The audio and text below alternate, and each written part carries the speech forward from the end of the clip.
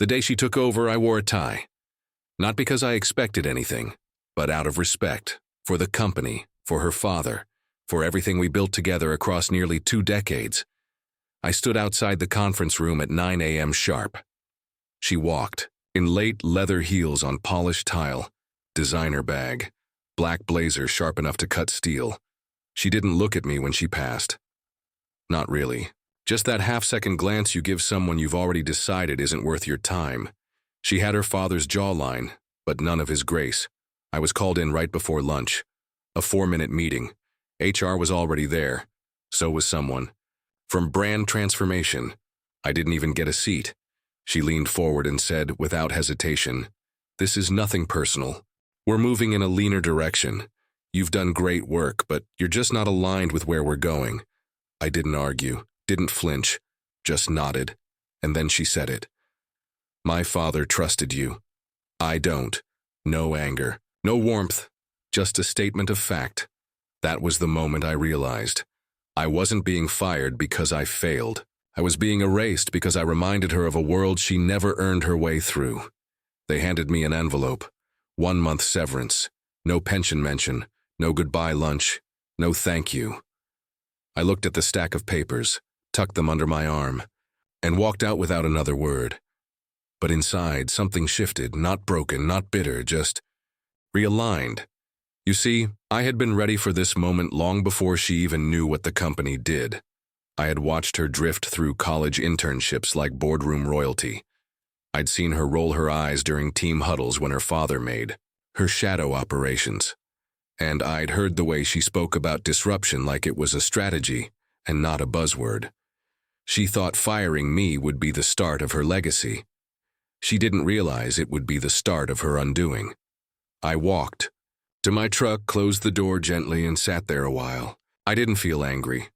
I felt calm, cold even, because what she didn't know, what her father and I had quietly agreed on years ago, was that certain keys to the business didn't live on a spreadsheet. They lived in me. She took the title. But I still held something she didn't even think to ask about. And now, I had no reason left to protect her from what happened next.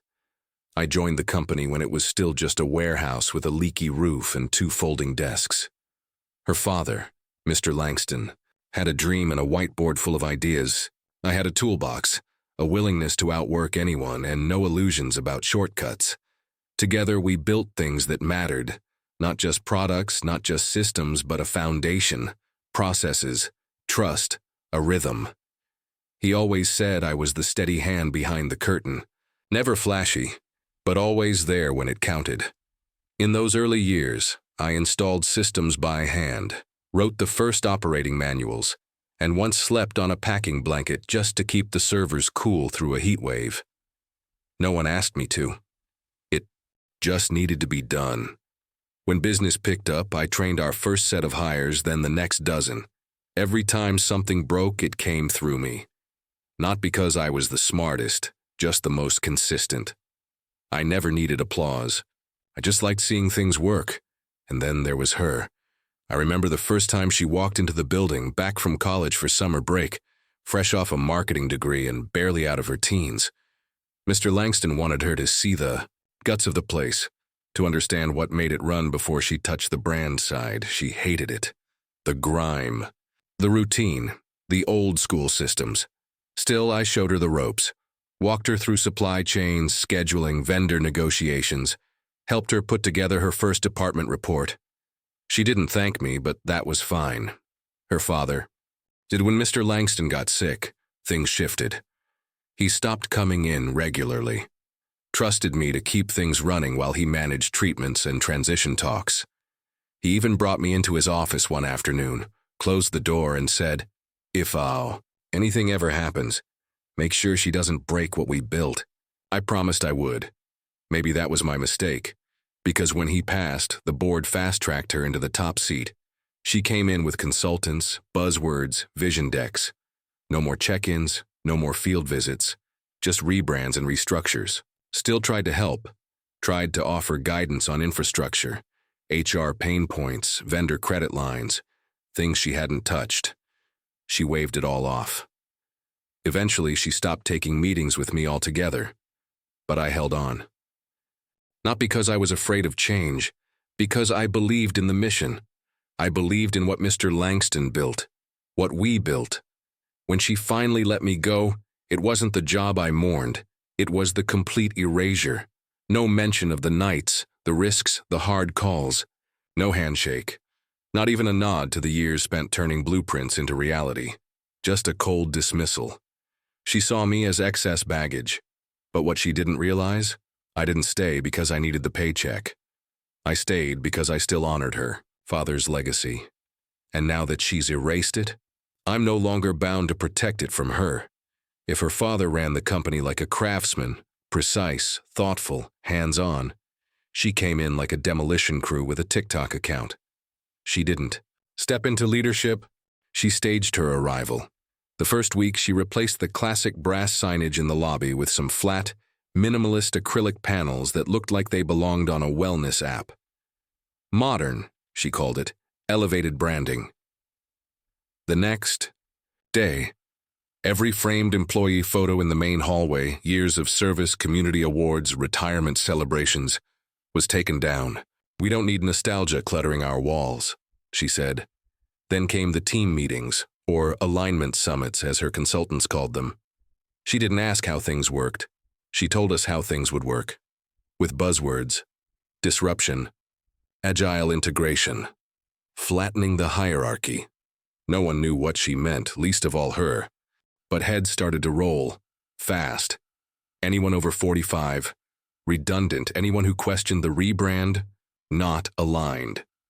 Within 2 months, she had replaced over a third of the staff, people who had weathered market crashes, pandemic shutdowns, vendor fraud, people who didn't need direction because they were the direction. She brought in outsiders, marketing kids with more followers than field experience, a COO who'd spent 5 years running a juice cleanse startup, and a tech consultant who insisted, we ditch our legacy ERP system for some trendy SaaS platform, without checking if it could even handle our multi-state inventory. Spoiler, it couldn't, but she didn't care. She was obsessed with appearances, flash, noise. She posted more on the company's Instagram in 3 months than her father had in 15 years. We're building a lifestyle brand, she'd say, while order fulfillment times doubled and customer complaints spiked. When I warned her about server load capacity after the old IT lead was let go, she waved me off. The cloud scales automatically. It's not 2005 anymore. Then the site went down for 14 hours during peak sales week. She blamed the vendor. The vendor blamed insufficient internal configuration. Translation: she ignored the foundation because she didn't understand it. To her, everything before her reign was outdated. Dead weight, even her father's protocols. She removed the cross-departmental checks he put in place for risk management. Too bureaucratic, she said. 2 weeks later, we shipped 6,000 units to the wrong region. Cost us $250,000 in logistics to fix it. She laughed it off during an investor call. We're moving fast and breaking things, she said, like that made it revolutionary. I wanted to remind her that speed without direction is just chaos. But I didn't. I just watched. Watched her schedule culture workshops while the supply chain quietly fractured. Watched her boast about her vision, while the engineers worked overtime just to prevent collapse. Watched her mock the people who made this place run, calling us legacy thinkers and bottlenecks. She was playing CEO, but this wasn't a playground. Her father used to say, respect the systems that keep the lights on. She'd say, we'll just outsource power. And she did, until one by one the lights began to flicker. The cracks weren't loud, but they were real and growing. It happened on a Tuesday. No warning, no whisper down the hallway, just a sterile email from HR. Please report to conference room B at 3 p.m. I already knew. She didn't look at me when I walked, and just slid a slim folder across the table. Her new HR rep, the one who called everyone rock stars, sat beside her with a sympathetic frown. We're restructuring the leadership framework, she said, like she'd rehearsed it in front of a mirror. Your role no longer fits the cultural direction we're moving in. No mention of service. No thank you for 18 years, just a firm push toward the exit. I asked no questions. Didn't ask for severance terms or a reference letter. I just nodded. You're not angry? She asked, finally looking up. I smiled once. Calm, measured. No. Because what she didn't realize was that I had already unhooked my value from the company the moment she stopped listening. I had no need to fight the decision. She thought. She was removing a problem. She was removing a pillar. I left my badge on the table and walked out the same way I came in nearly 2 decades ago, quietly, with both eyes open. Except now I carried more than memories. I carried leverage. She thought she'd taken everything. The title, the office, the teams, the systems. What she didn't realize was that her father never gave her full control. He gave it to me. Not out of distrust, but out of habit. Quiet, deliberate habit. Years ago, when we transitioned from outsourced systems to in-house tools, I led the rebuild, designed our custom workflow management software from the ground up. We didn't use third-party dashboards. We built our own. Secure, lean, and tailored. To our supply chain. At the time, Mr. Langston said, I don't trust cloud services with our IP. Keep this local, and keep the rights in your name at least until I know we're safe. So I did. The patent filing was discreet, tied to my personal LLC, quiet protection against competitors and knockoffs. Her father always intended to move the ownership to the company, eventually. But cancer interrupted that plan. She never asked. She just assumed everything belonged to her now. But it didn't. The software running 80% of her daily operations? Legally mine. The core product design, our signature, packaging workflow, covered under the same intellectual property. Then there were the credentials. Before Mr. Langston's final hospital stay, he'd called me into his office and said, if I go, don't let this place fall apart. But don't let it be stolen either. He handed me a secure token. One of a kind. Physical authentication for the admin backend, permissions, data recovery, system integrity. I didn't advertise that fact. Just carried it quietly. Used it when necessary, never misused it. She replaced the IT lead and reset passwords. But she didn't know where the actual keys lived. She was standing in a house I still had the deed to, metaphorically and legally. And finally there was the vendor, a tiny logistics consultancy we used for overflow during peak season. She leaned on it hard after gutting in-house logistics, paid premium rates, trusted their discretion, relied on them blindly. I owned it.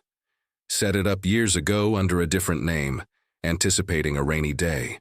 Staffed it with good people, trained them in our exact systems. She thought they were just reliable. Subcontractors, they were my eyes. Every error, every complaint, every failure she buried, I saw it. In silence, I let her believe she held the wheel, but she never checked the map. And now, I had no reason to hold back. The systems, the IP, the infrastructure, she needed all of it to survive, and none of it legally. Belonged to her. She inherited the company, but not the foundation. That still lived with me. I didn't reach out. Didn't leave a bitter voicemail or fire off a warning email. That would have given her power she didn't earn. Instead, I did what I've always done, I observed, quietly, carefully. I watched as her polished press releases glossed over the cracks in supply. Watched her new COO scramble to fix client churn without understanding why the backend wasn't syncing. Watched her pretend nothing was wrong while the people underneath her whispered otherwise. Public filings started to shift. Delays, refund spikes. A customer who'd been loyal for a decade reached out to my old personal number. Do you know what's going on over there? I just told him, I'm out, hope they figure it out. Then I began documenting, not falsifying, just collecting. Screenshots of delayed shipments, error logs tied to the outdated dashboards, public comments from vendors now confused about new policies. And when enough dots connected, I submitted a quiet tip to the regulatory board regarding an ongoing IP discrepancy, then another to compliance auditors about digital oversight and system transitions. No name, no drama, Just facts, links, records. She wouldn't know it came from me. She'd assume the system turned on her, but it wasn't the system. It was just me watching from the outside, calm as ever, not out for blood, just waiting for gravity to do its job.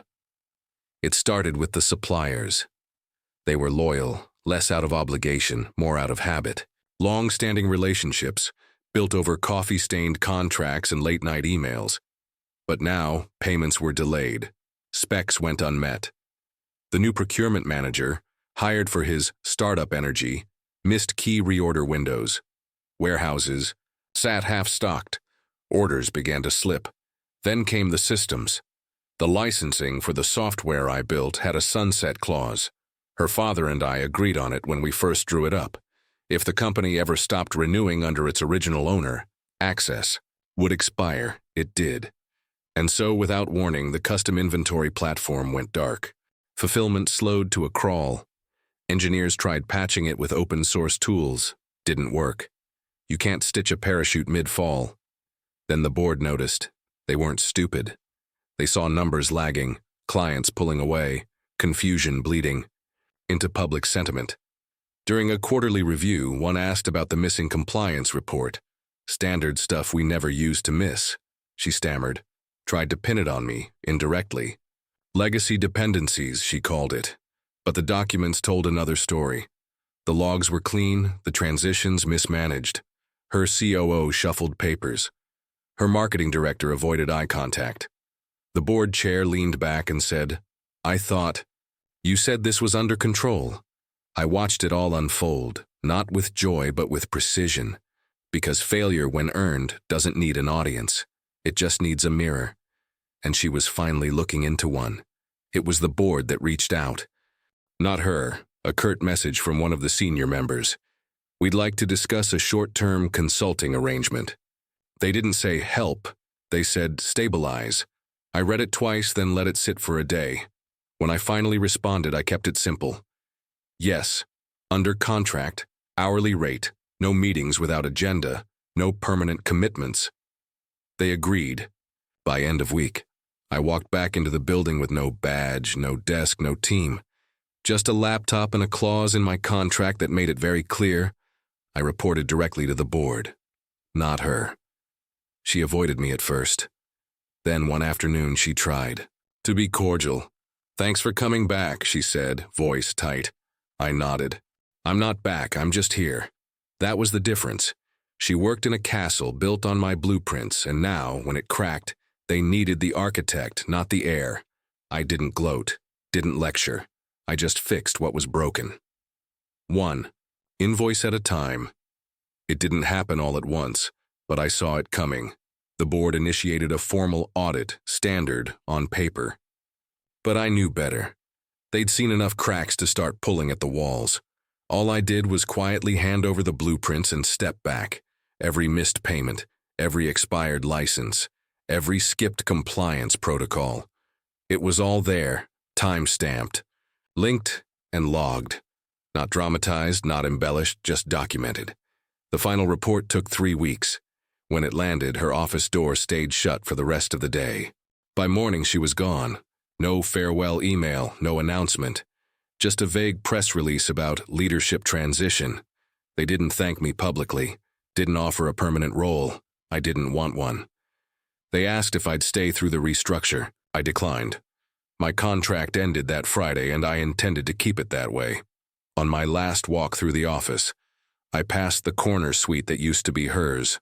Empty. Blinds drawn. I paused only once, long enough to remember how her father used. To keep the door open, always. Then I kept walking. I didn't burn anything, didn't grandstand. I just left, same as before.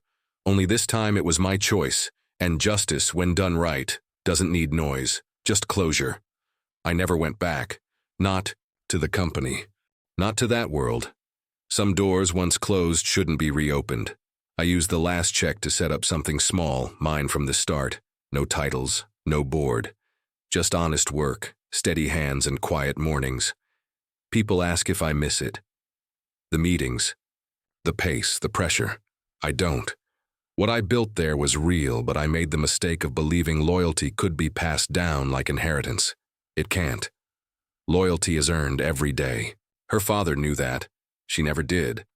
Now I build things I can touch, furniture, tools, simple, solid pieces that don't lie or backstab or promote image over integrity.